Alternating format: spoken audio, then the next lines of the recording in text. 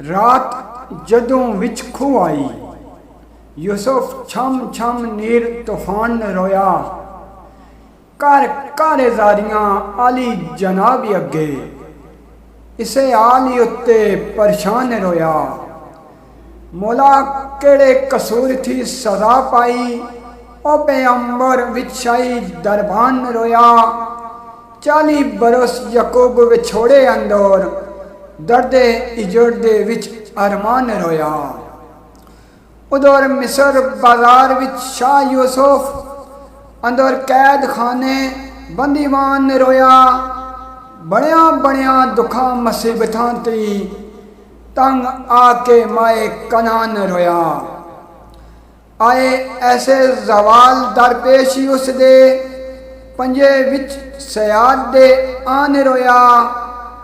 मंगे हथ उठा दुआ यूसुफ, औखी मंजिल विच इम्तिहान रोया।